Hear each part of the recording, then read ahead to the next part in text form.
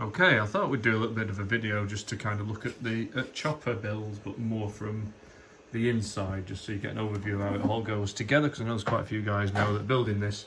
I've got to say, I've got, at the moment, got all of the beta versions of the wiring, so it's not all beautifully tidied up and cable managed, but I can talk you through how I put it all together.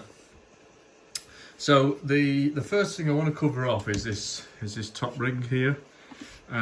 What you've actually got here is I'll try and get the camera in so you can kind of see a little bit more from the inside, is you've got your Lazy Susan, which is providing the main structure actually for this top ring that moves. So I don't know if you can kind of see, but this bit here, you've actually got the Lazy Susan sat. Yeah, let me just put back a bit. So the Lazy Susan sits here, just underneath this ring. So, and that is held through two hinge points, which are here, and another one at that side with the bearings inside. So there's some little half moon brackets which you'll see, which kind of are this sort of shape, and with a segment that goes out. Now to fit those, you fit one half moon bracket to one side, you slot it in, and then you can fit the other one, and you can just get the bolts underneath and bolted through on top. And then the other part that needs doing is obviously this top ring actually bolts to the inner part of the Lazy Susan in these little sections here. So overall, I think it works like that. Now on the original files, well, on my files I didn't have these little holes here, so I've just cut these through, but there's a hole you'll see on this top ring. The reason that hole's there is so you can tighten the nuts up on the one side of that Lazy Susan ring. So, just zoom back a little bit and show you. So overall, what you've got is you've got Lazy Susan that's providing the structure. It's bolted onto the underring half moons, one bolted there, one bolted there. I have put a couple of other bolt holes there if you didn't want to, but actually it's quite strong once it's in place. Another one there and another one there. The reason you've got that hole is you can rotate this ring once this ring has been fitted to the right place to do the final bolt. So get your Lazy Susan, get your holes married up, get your geared ring in place, and then fit one side of the half moon, slot it in, pull it over, other side when it's in, and then you can bolt the last side actually while it's in situ with these little holes. So it's a little bit fiddly, but I've had it on a few times and it works perfectly okay. You've then got a bar that bolts in across the middle part of this, and that holds your slip ring. And obviously this bar then also holds your motor, so that's how the motor clips onto there. I've just got a couple of screws that hold this on. If I can get it in focus, little screws that hold that in place, like so. And then you've obviously got the drive gear. So that's how it goes. And then on here you've got a magnet and a hole for the alignment pins. So the dome is held magnetically, which makes it a lot easier to get it aligned and to drop it in place. If you've got a different size Lazy Susan, because they're a nightmare on sizes, they're all slightly different off, holes are slightly off. What I want to do is I will publish the step files for these two half moons, so you can adjust the holes accordingly. You can pull them in and pull them out, which in theory should all you really need to do. And I'll do a quick video on how you do that, and then you'll be able to put this onto virtually any side Lazy Susan. And likewise, I will publish a step file for this. So again, the holes, you can pull these in and out depending on the size. So I'm hoping to make it a little bit more compatible with other Lazy Susans, but it may require a little bit of adjustment on people's sites. The alternative is you just do it all manually, which is you kind of Lazy Susan up, you drill holes in your plastic and you put new bolts in. Either way really works. So cabling wise, the power comes through to here. Here I've got really 6 cables, 5 volts and ground for the lights, and 5 volts and ground for the Maestro, and then the 2 serial cables which runs for the Maestro. At the moment I put 2 3-pin cables. I probably put a 6-pin cable because otherwise you may get them mixed up. Moving on to the inside, this is then the tip mechanism which moves. I don't know if you can just move it a little bit, but you can see the servo moving there at the bottom. So the again, I'll just pull this video inside here. So what you've got here is a servo, and obviously as the servo moves back and forth, it tips that ring up. So overall, once it's assembled and in place, it is pretty solid, and it'll quite happily hold, well, as you've seen on the videos, it holds the dome. It holds the dome with the weight of all the stuff that's inside the dome, and it will happily tip things around. Looking inside, obviously you've got the main power cables, main motor cables that come through these here. The way that the legs fit on is like that. So I've got a couple of wing nuts in the inside. I've only fitted 2 on these, but obviously you can fit 4. And then there's a little plastic plate that sits on this side. It protects damages on this, and also it gives you a bit of a lock-in for the 2 positions for the leg. And then obviously similar on the other side. That goes straight down through to the saber tooth. As I said, it's a bit of a rat's nest at the moment under there, so I'll be tidying that up.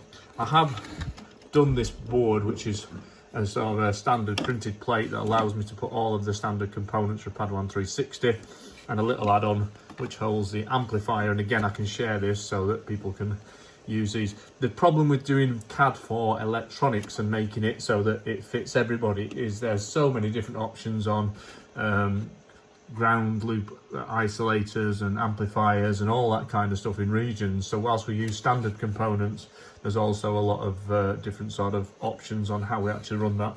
I run all the power from a UBEC. I've got a 12 amp, well, an 8 amp, maximum 12 amp UBEC on there that's giving me 5 volts for the main 5 volt line that runs all the servos.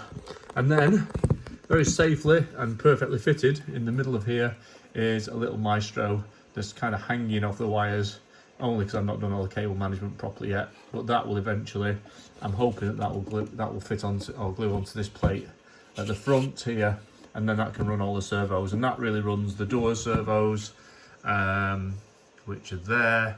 It runs the main utility arm servo and the other door servo on that side. What I've also done, and again, this is really what you want, how you want to fit stuff, but I've fitted two little speakers on there. With these are 40mm speakers, 2 40mm speakers in a small block that's hot glued just at that front of that front vent, so that I can get all the sound plenty loud enough, and actually it's pretty good sound quality, so I'm relatively happy with that.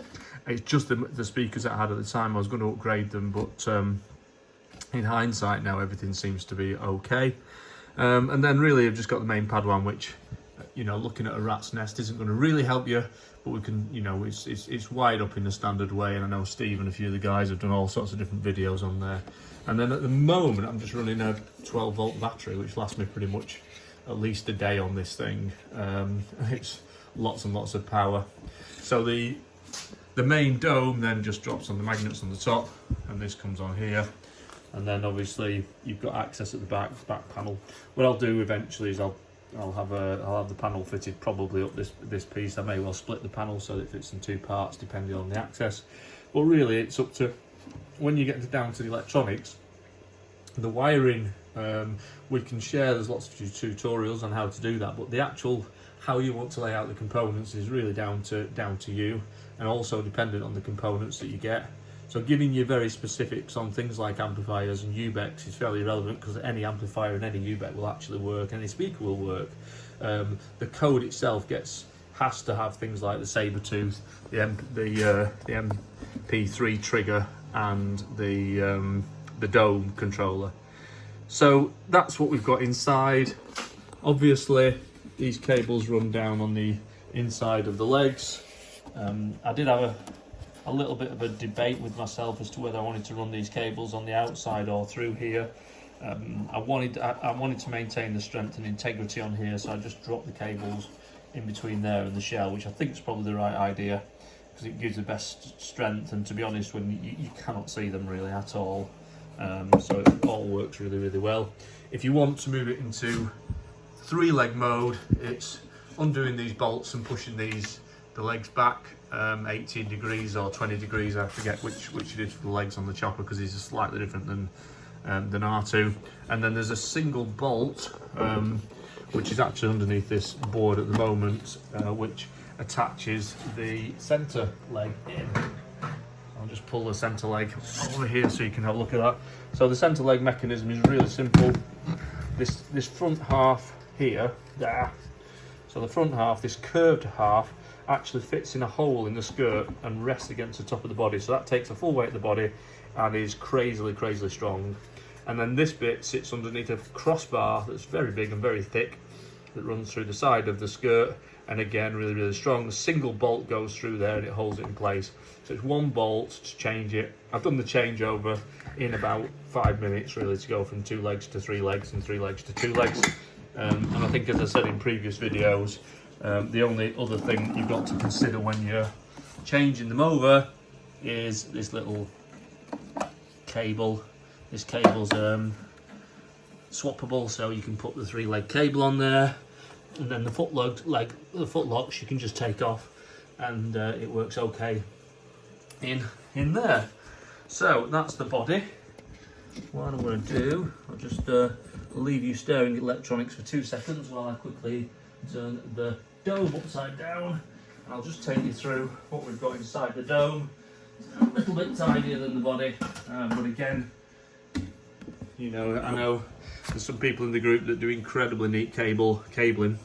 So this is the inside of the dome. All of the instructions for the individual component parts we've got now, and they also show you how to bolt them and how to fit them. So the arms will show you how to fit to the dome, the periscope, etc, etc. So what we've got in here is, I've got effectively my 2 servos at this side, which open the doors. I've got the 2 arms either side, which obviously come out when the doors are open. So I've got all these servos. Now, connection wise, you've got 1 servo this side, which is the servo that flexes the arm, and I've got a servo here which opens the door. Now what I wanted to do is have the Maestro sat at the front of the dome.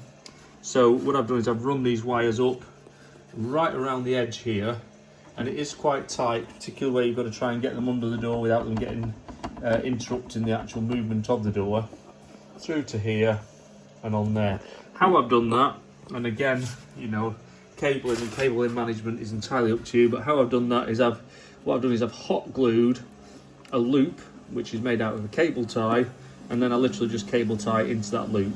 So hot glue, a little bit of a loop of the cable tie, and then cable tie onto that, so that I can replace these cables and I can replace the servos if I want to. I doubt we'd have to replace the cables, but certainly the servos at some point may need changing with maintenance. So that's how everything's fitted in. What we've got then, as we move on this side connection wise, I've got the main servos that pull the arms out and in once the doors are open. On this side I've run these through to the cable management that's on the periscope, and I've done the same on this side, so it hits it here, so that keeps it all quite neat. And then all of those run into the Maestro. So the Maestro, which is a 12 channel Maestro, has probably got about 8 or 9 channels that it's running at the moment, which is 1, 2, 3, 4, 5, 6. Then you've got 7 lift, 8, which is the turn, and the 9th channel is actually the LED in the periscope. So there's 9 channels that go into the Maestro. I won't be able to give you exact code that will just be a straight load on the Maestro, because what you'll have to do is tune it for this particular angles on your Maestro, and hence why we're doing the 6-part Padawan and Maestro instructions, which is really, you know, get your Maestro connected to this, play around with the panel, get the animations that you want at the speed that you want with the acceleration that you want, save it to your Maestro, and then we can show you how to start to trigger that, very similar to here. So I've done some basic animations which you've seen on the videos, and you can get really as creative as you actually want to. So that's the movement. What we've also got in here is, this is the chopper strip light, which has got 7 LEDs. It is configurable, so you can make it any other colour than red for different types of builds that you might want. You could print out a clear filter, rather than what I've got is the red filter, so you could do a clear filter and put red light through it, green light, etc, etc. Then you've got a nano which is here, which is running everything. I got 2 nanos because again I always end up with the beta version of everything. But what I did is I hot glued this one in, and I had a faulty nano, so I've got another nano at the side of that that's just running all of that on the code. And what the nano's running, it's running 2 channels, one which is running this red light back and forth, and the other channel runs these 2 here, which are the Adafruit NeoPixels, the single ones, which are kind of like, well, they're I think they're called the jewels, and they've got 7 LEDs in a little circle, and I've tuned them again so that they're the right sort of blue colour for chopper. So what you've got then is you've got a serial cable which is giving data to this one, and then it as one channel, and data to that one as a second channel, and then the second set of data we've got is one that runs this 7 channels, and all that runs off the nano, and the nano just gets power then. So the nano's not got any logic behind it, you can't switch the lights on and off. Again, if you want to get creative, you can do. I've chosen not to. And then all of that really comes into these 6 cables, which have a power for the nano, power for the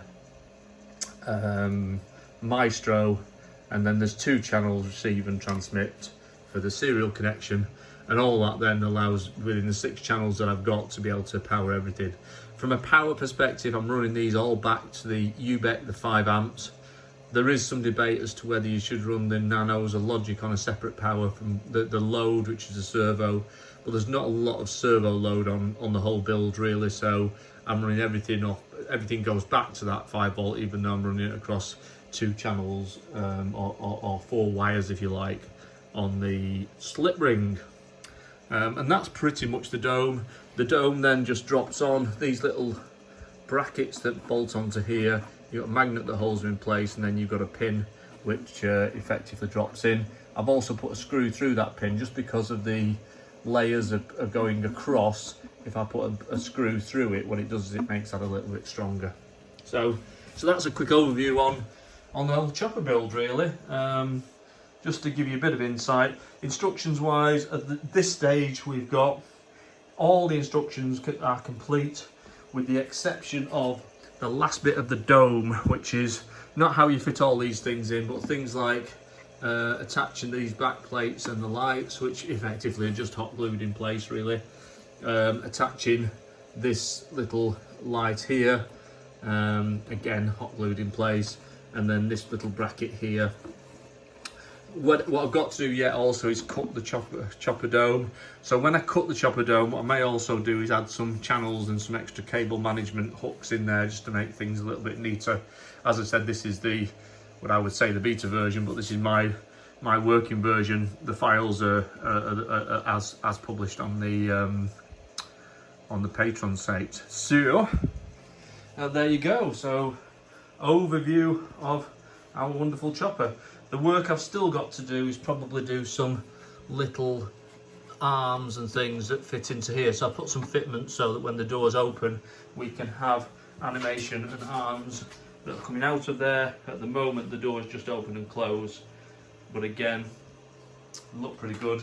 But there's some options to add some new stuff a little bit later on. Hopefully that was useful.